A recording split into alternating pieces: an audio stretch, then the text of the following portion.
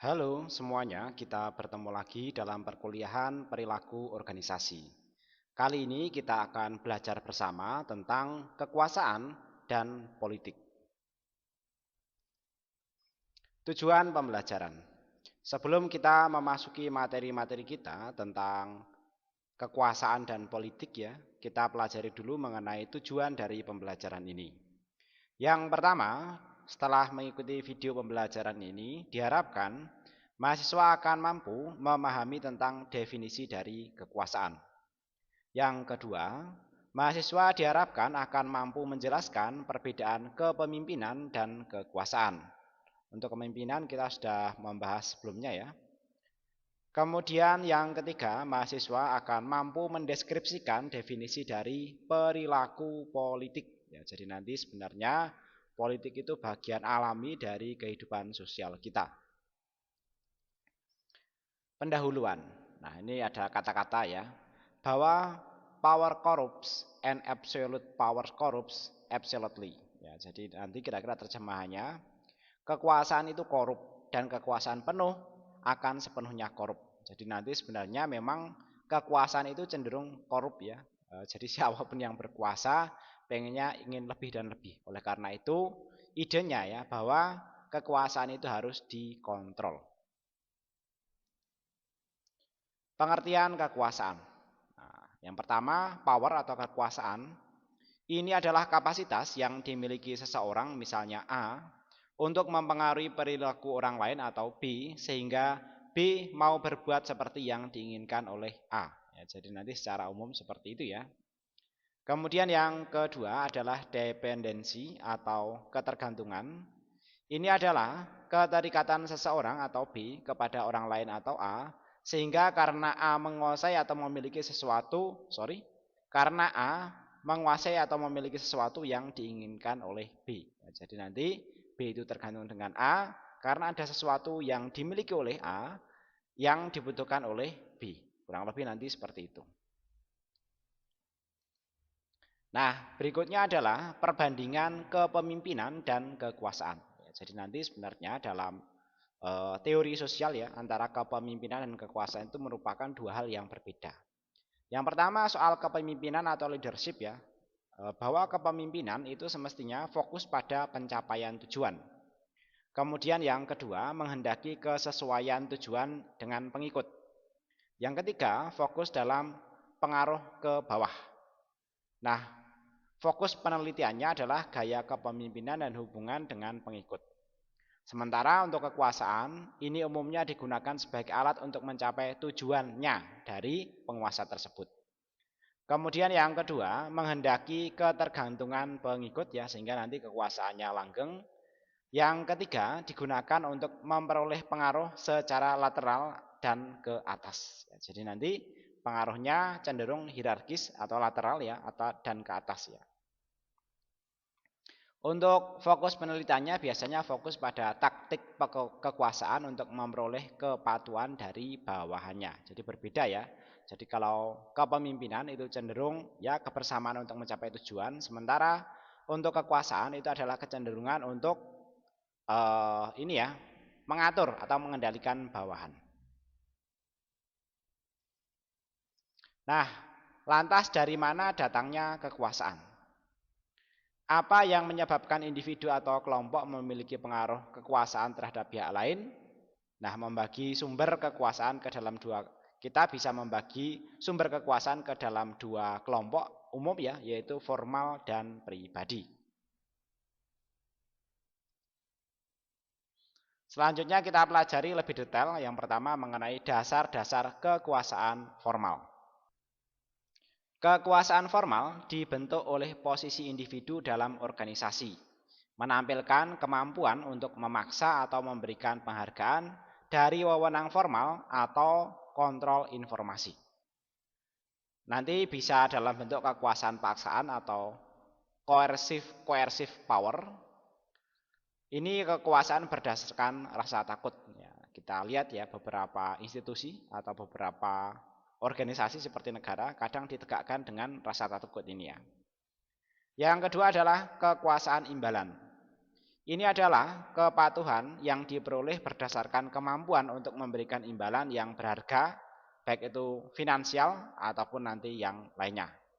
Nah, nanti yang berbentuk imbalan biasanya dalam institusi pekerjaan. Nah, itu walaupun kita tidak menyukainya, tapi saya kira kita lazim menjumpainya dalam berbagai situasi. Lanjutan yang ketiga adalah kekuasaan yang legitimasi atau sah. Ini adalah kekuasaan yang diterima oleh seseorang karena posisinya dalam hierarki organisasi atau dalam struktur sosial. Yang keempat adalah kekuasaan informasi, yaitu kekuasaan yang berasal dari mengakses atau mengontrol informasi, sehingga nanti yang lainnya ya akan kebingungan untuk melakukan sesuatu kalau tidak mengetahui atau tidak mendapatkan informasi dari penguasa informasi tersebut. Selanjutnya, sementara tadi untuk kekuasaan formal, berikutnya juga ada kekuasaan individu. Yang pertama, kekuasaan karena keahlian. Ini adalah pengaruh berdasarkan kemampuan atau pengetahuan khusus. Ya, misalnya engineer atau teknisi ya, tentu nanti dia akan dipatuhi oleh orang-orang yang misalnya berada di bawah pengaruh teknisi tersebut. Ya, misalnya dalam masa pembangunan suatu gedung ya, orang itu tidak boleh masuk, maka orang lain di luar engineer harus taat, karena kalau tidak taat ya nanti resikonya akan ditanggung sendiri. Ini karena pengetahuan seorang tersebut dalam hal engineering atau keahlian. Yang kedua adalah kekuasaan rujukan. Ini adalah pengaruh berdasarkan kepemilikan sumber daya yang diinginkan atau karakter individu. Ya, jadi nanti kalau orangnya misalnya sering dijadikan sebagai rujukan atau memiliki pengaruh atau dipercaya orang lain, itu nanti dia akan memiliki kekuasaan rujukan. Yang ketiga adalah perluasan kekuasaan rujukan yang berasal dari kepribadian individu dan hubungan antar pribadi. Nah, tadi ini kekuasaan karismatik ya. Jadi nanti seseorang yang karismatik ya, nanti bisa mendapatkan perluasan kekuasaan rujukan yang berasal dari kepribadian individu dan hubungan antar pribadi, tentu orang tersebut yang karismatik ya. Jadi nanti kita lihat ya beberapa kasus orang-orang yang karismatik ya, dia akan memiliki pengaruh yang cukup signifikan ya bagi organisasi atau lingkungannya. Ya, kita lihat di Indonesia, terutama organisasi-organisasi yang berbasis agama, kecenderungannya adalah pendekatan pada kekuasaan karismatik ini. Termasuk nanti ada organisasi-organisasi spiritual ya, nanti pendekatannya juga sama, cenderung lebih ke kekuasaan karismatik. Selanjutnya adalah ketergantungan, yaitu kunci menuju kekuasaan. Yang pertama, postulat ketergantungan umum. Semakin besar ketergantungan B terhadap A, maka semakin besar kekuasaan A terhadap B. Itu lazim ya, dan logis sekali ya. Jadi nanti kalau orang lain itu semakin tergantung dengan kita, maka kita akan lebih memiliki banyak itu ya kuasa untuk mempengaruhi atau untuk mengendalikannya. Yang kedua ya, bahwa kepemilikan sumber daya langka yang dibutuhkan orang lain membuat seseorang manajer menjadi berkuasa. Tentu seorang manajer akan memiliki hak-hak akses khusus ya yang tidak dimiliki oleh orang lain ya di luar di dalam organisasinya. Sehingga nanti orang lain yang membutuhkan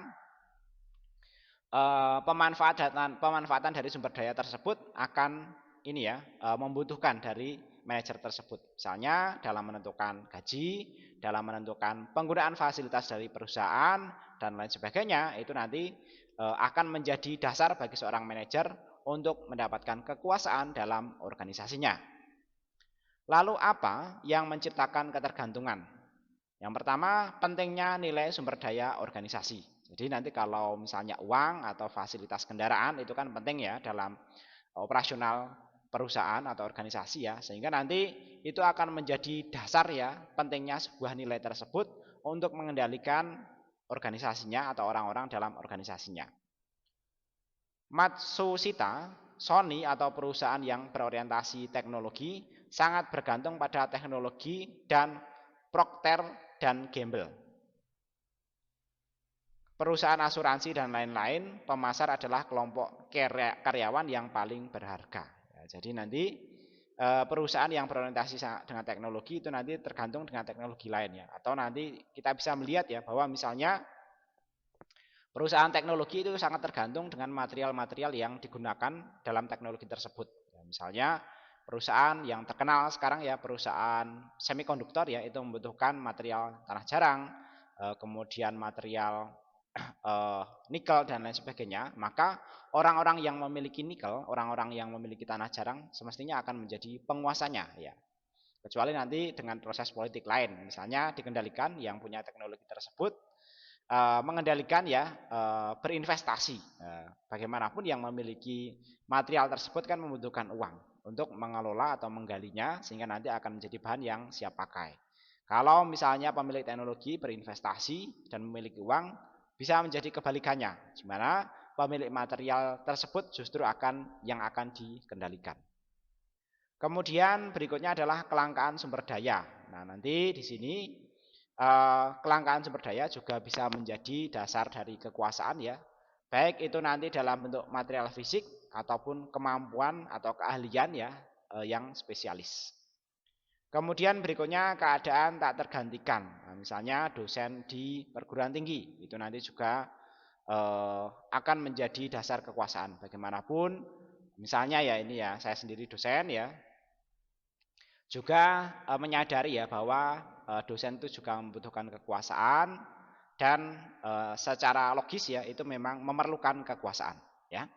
Misalnya kekuasaan dalam menentukan arah belajar dari teman-teman mahasiswa, kekuasaan dalam menentukan nilai, sehingga nanti dosen bisa memiliki kekuasaan atau otoritas tersebut dan bisa mendorong teman-teman mahasiswa mengikuti proses belajar yang baik. Ini konteksnya kekuasaan yang positif ya. Ini meninggalkan misalnya kasus-kasus penyalahgunaan kekuasaan yang mungkin saja terjadi. Berikutnya adalah taktik kekuasaan. Taktik kekuasaan adalah cara-cara individu dalam menerjemahkan dasar-dasar kekuasaan ke suatu tindakan yang spesifik. Lalu bagaimana sih individu yang menggunakan kekuasaannya? Cara apa saja yang dapat dilakukan oleh seorang individu untuk mempengaruhi orang lain agar orang lain mau melaksanakan apa yang diinginkannya? Ya nanti bisa ada beberapa cara. Yang pertama bisa menggunakan taktik legitimasi atau taktik misalnya itu ya mengklaim atau menggunakan jabatannya itu legimitatif atau kalau dosen itu ya mengatakan saya dosennya, kamu mahasiswanya, saya yang menentukan nilainya, kamu mengikuti dan kamu harus mengikuti tes-tes atau melalui standar-standar tertentu ya sehingga nanti bisa mendapatkan nilai yang layak di dalam transkrip. Kemudian bisa juga menggunakan taktik rational persuasion. Ya, jadi nanti menggunakan ajakan-ajakan rasional itu nanti juga bisa. Kemudian bisa juga menggunakan inspirational appeals atau pendekatan inspirasional. Bisa juga menggunakan pendekatan konsultasi. Kemudian bisa menggunakan pendekatan exchange atau pertukaran ya. Kemudian bisa juga menggunakan pendekatan personal appeals ya. Kemudian ingredation nanti juga bisa digunakan ya. Ingredation ini maksudnya adalah menggunakan daya tarik ya. Kemudian bisa juga menggunakan pressure atau tekanan ya. Kemudian bisa juga menggunakan coalition atau koalisi atau istilahnya koalisi itu kalau kita ya itu ya berkongsi gitulah kira-kira seperti itu untuk berkuasa. Nah, taktik berkuasa lanjutan di sini ada pembahasannya ya. Yang pertama legitimasi ini mengandalkan posisi kewenangan seseorang atau menekankan bahwa sebuah permintaan selaras dengan kebijakan atau ketentuan organisasi. Yang kedua ini adalah persuasi, yaitu menyajikan argumen-argumen yang logis dan berbagai bukti faktual untuk memperlihatkan bahwa sebuah permintaan itu masuk akal. Jadi nanti sebenarnya ini bisa menggunakan salah satunya atau menggunakan kombinasi di antara taktik yang ada, nanti sesuai dengan situasi yang dihadapi. Kemudian yang ketiga adalah seruan inspirasional.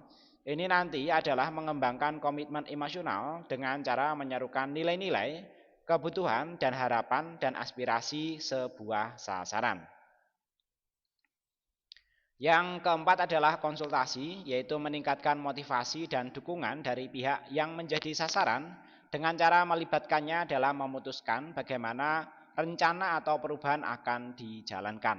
Ya, jadi nanti konsultasi juga bisa menjadi alat kekuasaan. Yang kelima adalah tukar pendapat, ya, yaitu memberikan imbalan kepada target atau sasaran berupa uang atau penghargaan lain sebagai ganti karena mau menaati suatu permintaan. Yang keenam adalah seruan pribadi, yaitu meminta kepatuhan berdasarkan persahabatan atau kesetiaan. Yang ketujuh yaitu menyenangkan orang lain, yaitu menggunakan rayuan, pujian atau perilaku bersahabat sebelum membuat permintaan. Yang kedelapan adalah tekanan, yaitu menggunakan peringatan atau tuntutan tegas atau ancaman ya untuk menegakkan kekuasaan pribadinya atau kekuasaan institusinya. Yang kesembilan adalah koalisi, yaitu meminta bantuan orang lain untuk membujuk sasaran atau target atau menggunakan dukungan orang lain sebagai alasan agar si sasaran dapat setuju dan mengikuti instruksinya atau perintahnya. Selanjutnya taktik kekuasaan berdasarkan arah pengaruh. Ya, yang pertama nanti ada upward influence atau kekuasaan yang ke atas. Ini biasanya didasarkan pada rational persuasion. Kemudian berikutnya ada downward influence, yaitu nanti di dalamnya ya bisa menggunakan pendekatan rational persuasion sama seperti ini ya. Kemudian bisa menggunakan inspirational appeals, menggunakan pressure juga bisa, consultation, integration, exchange, atau legitimasi. Sementara untuk taktik kekuasaan yang bersifat lateral influence itu nanti bisa menggunakan pendekatan rational persuasion sama seperti ini ya. Bisa menggunakan consultation, integration, exchange, legitimasi, personal appeals ataupun coalition. Nah, untuk yang detailnya ini sudah kita bahas sebelumnya ya. Berikutnya kita bahas mengenai faktor yang mempengaruhi keefektifan taktik kekuasaan. Faktor-faktor yang mempengaruhi pilihan dan keefektifan taktik kekuasaan nanti bisa kita pelajari ya, sehingga nanti kita bisa menggunakan pendekatan yang lebih sesuai dengan kasus yang dihadapi. Yaitu kita bisa mempertimbangkan soal urutan dari taktik tersebut, yang mana yang sebaiknya digunakan duluan, itu nanti yang sesuai dengan kasus yang dihadapi. Kemudian berikutnya adalah kemahiran penggunaan taktik ya. Jadi nanti sesuai juga dengan kemampuan kita ya dalam menggunakan taktik tersebut. Sehingga nanti kita bisa itu ya menjalankan taktik tersebut ya dan tercapai untuk memperoleh tujuan kekuasaan kita. Kemudian berikutnya adalah kekuatan relatif pengguna taktik. Jadi nanti kita juga harus mengukur diri ya dibandingkan dengan target ya. Selanjutnya adalah tipe permintaan dan bagaimana permintaan dirasakan ya. Jadi nanti juga lihat juga respon dari target seperti apa sehingga nanti kita bisa menentukan strategi berikutnya.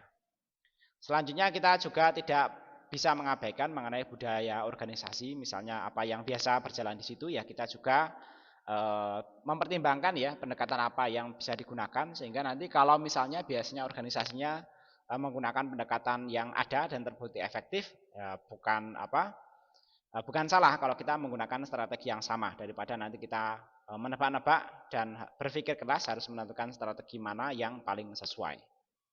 Berikutnya adalah faktor budaya spesifik suatu negara. Ini juga terkait dengan budaya ya. Jadi nanti selain ada budaya negara, budaya organisasi ya. Nanti kita juga harus mempertimbangkan ya budaya yang berpengaruh di luar organisasi. Budaya yang lebih besar kan biasanya budaya dalam negara, dalam suku atau dalam lingkungan yang lebih besar di luar organisasinya. Nah, selanjutnya mengenai kekuasaan dalam kelompok koalisi. Koalisi sendiri merupakan suatu kelompok informal yang diikat bersama ya dengan sebuah isu yang diperjuangkan bersama pula. Nanti bisa dengan mencoba memperbesar ukuran mereka untuk memperoleh pengaruh, mencoba keluar dan mencari pemilih yang beraneka ragam ya untuk mendukung tujuan mereka. Kemudian bisa juga dengan lebih sering terjadi pada organisasi ini dalam kasus ini ya lebih sering terjadi pada organisasi dengan tugas yang banyak dan sumber daya yang saling bergantung. Ini juga lebih sering terjadi jika ada standarisasi tugas dan rutin ya atau yang pekerjaan yang dilakukan berulang. Nah, beberapa kasus ya mungkin kita memandang bahwa politik itu sebagai hal yang negatif, kekuasaan juga demikian. Karena ada beberapa kasus yang menyalahgunakan kekuasaan baik untuk kesewenang-wenangan ya atau yang paling jadi dasar ya bahwa kekuasaan itu seringkali dipandang buruk, politik itu dipandang buruk ya. Itu karena kasus-kasus pelecehan seksual ya. Ini adalah kekuasaan yang tidak seimbang di tempat kerja atau penyalahgunaan dari kekuasaan. Jadi nanti perhatikan ya, di satu sisi kita memang membutuhkan kekuasaan, tapi di sisi lain itu harus mengontrol diri atau mengontrol individu-individu dalam organisasinya sehingga nanti tidak terjadi penyalahgunaan kekuasaan. Nah, ini yang paling memalukan dan paling banyak diolok-olok di luar ya, bahwa kekuasaan itu nanti berisiko terjadi pelecehan seksual ya. Nah, ini pelecehan seksual ini merupakan permintaan untuk melakukan tindakan seksual yang tidak diinginkan dan tingkah laku seksual lain baik verbal ataupun fisik. Ini kita harus hati-hati ya. Bahwa kita sendiri juga harus mengendalikan diri ya. Kalau kita mendapatkan kekuasaan, kita harus memperhatikan ya. Untuk dorongan seksual walaupun itu memang alami dan biologis, itu jangan sampai kita masukkan ke lingkungan profesional kita. Yaitu nanti lingkungan pribadi itu nanti dibahas pada konteks yang lain ya, mungkin nanti di psikologi seksual. Kemudian berikutnya untuk bentuk-bentuk pelecehan seksual itu nanti banyak ya, bahkan di negara kita yaitu sudah mengadopsi berbagai undang-undang yang melindungi terkait dengan pelecehan seksual ini. Pandangan atau komentar yang tidak diinginkan, lelucon mesum dan artifak seksual itu nanti sebaiknya dihindari dalam konteks profesional kita dalam organisasi dan menjalankan politik di dalamnya. Kemudian berikutnya politik dalam organisasi ya. Bahwa perilaku politik ini adalah aktivitas yang tidak diperlukan sebagai bagian dari satu aturan formal organisasi ya. Tetapi mempengaruhi atau mencoba untuk mempengaruhi distribusi keuntungan dan kerugian dalam organisasi. Jadi nanti walaupun mungkin kita berpolitik dalam organisasi sebaiknya dilakukan secara profesional dan memperhatikan etika ataupun moral dalam bersosialisasi kita, terutama dalam organisasi. Nah, kita harus memperhatikan ya mengenai perilaku politik yang sah ya, bahwa politik sehari-hari merupakan hal yang normal ya. Namun demikian, kita harus mempertimbangkan etika dan moralitas ya. Jangan sampai melakukan penyalahgunaan kekuasaan seperti korupsi ataupun pelecehan seksual. Kemudian berikutnya yaitu perilaku politik yang tidak sah ya, yaitu perilaku politik yang ekstrim, yang melanggar aturan organisasi atau nilai-nilai moral secara umum, baik itu agama, budaya, ataupun hati nurani masyarakat yang menjadi kepercayaan dalam masyarakat kita. Nah, mengenai realitas politik ya, bahwa ketika para karyawan dalam suatu organisasi mulai memainkan kekuasaan yang ada pada mereka, kita melihatnya sebagai politik. Lantas mungkinkah sebuah organisasi terbebas dari politik ya? Sebenarnya ya tidak sepenuhnya bisa, tapi tidak sepenuhnya semuanya harus dipolitisasi. Nah, tentunya ini kaitannya dengan sumber daya yang kalau memang tidak terbatas ya orang kan tidak perlu berpolitik ya kalau itu sudah memenuhi kebutuhan-kebutuhan individu dalam organisasi.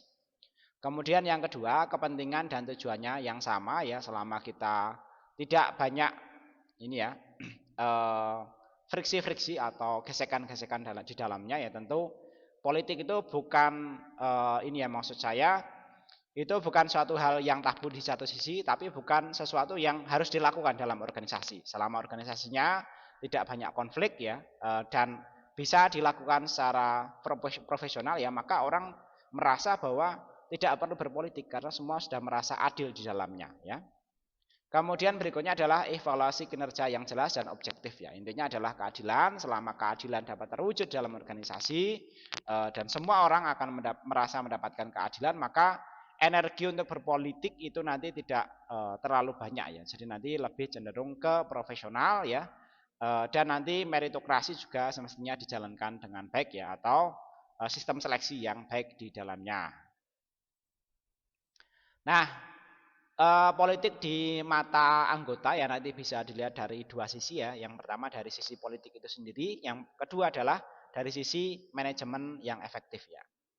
Nanti secara politis ya dalam organisasi itu akan cenderung menyalahkan orang lain. Sementara dalam manajemen yang efektif itu nanti akan menjadi tanggung jawab tetap. Ini kaitannya dengan kinerja perusahaan ya. Alih-alih orang itu nanti sibuk berpolitik, biar nanti energi mereka itu lebih itu ya cenderung digunakan untuk meningkatkan kinerja organisasi ya. Itu yaitu dengan mempertimbangkan hal-hal yang semestinya tidak terjadi dalam organisasi ya, sehingga nanti para anggotanya tidak sibuk berpolitik tapi sibuk ini ya berkembang dalam perusahaannya atau dalam organisasinya. Nah, nanti kalau politik itu memang yang kita lihat ya memang cenderung menjilat ya. Nah, tapi nanti dalam manajemen yang efektif itu nanti bisa lebih diarahkan untuk pengembangan hubungan kerja. Dalam politik itu sering memuji-muji, sementara dalam manajemen yang efektif itu nanti kecenderungan ya dari anggotanya itu lebih menunjukkan loyalitas. Dalam politik lebih cenderung melempar tanggung jawab, sementara dalam manajemen yang efektif itu pendelegasian wewenang. Menciptakan konflik versus mendorong perubahan dan inovasi. Membentuk koalisi versus memfasilitasi tim kerja. Melaporkan kesalahan versus meningkatkan efisiensi. Perencanaan licik versus membuat perencanaan.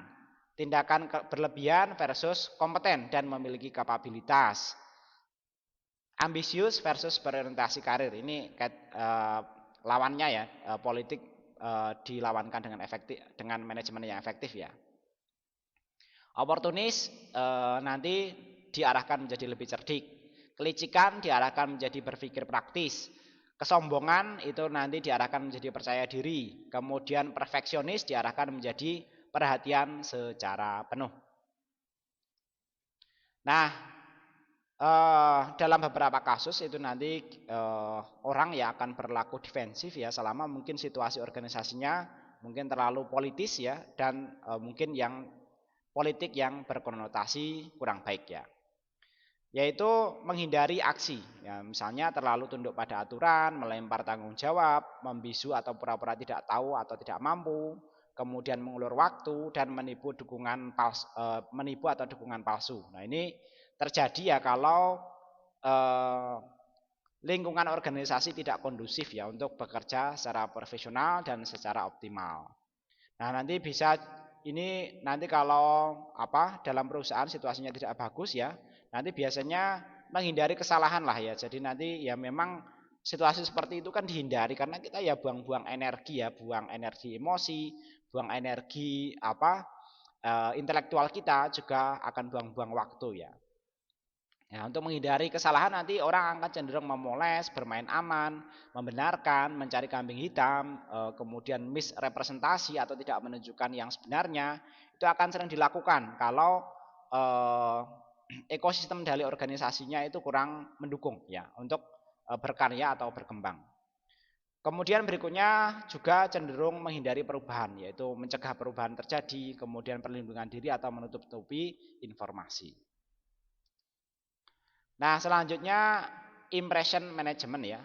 Impression management ini ya adalah proses di mana individu mencoba untuk mengontrol kesan orang lain mengenai mereka ya. Nanti bisa menggunakan berbagai pendekatan ya. Nanti bisa menggunakan pendekatan keselarasan, alasan, permintaan maaf, promosi diri, pujian, sesuatu yang menyenangkan ataupun asosiasi.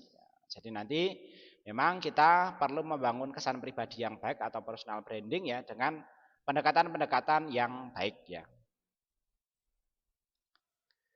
Nah, dari apa yang sudah kita pelajari, kita bisa mengambil beberapa kesimpulan yang lebih sederhana. Dengan ini nanti harapannya kita akan memiliki pemahaman dasar mengenai kekuasaan dan perilaku politik.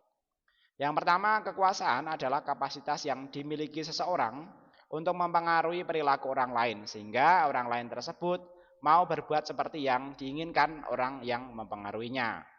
Kemudian untuk perilaku politik ini merupakan kreativitas yang tidak diperlukan dalam bagian dari suatu aturan formal organisasi, tetapi ini alami dan seringkali terjadi ya.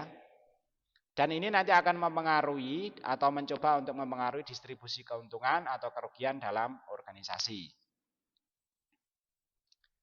Baik, demikian materi mengenai kekuasaan dan perilaku politik dalam organisasi yang dapat saya sampaikan.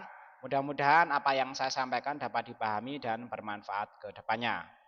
Terima kasih dan sampai ketemu lagi pada video pembelajaran berikutnya.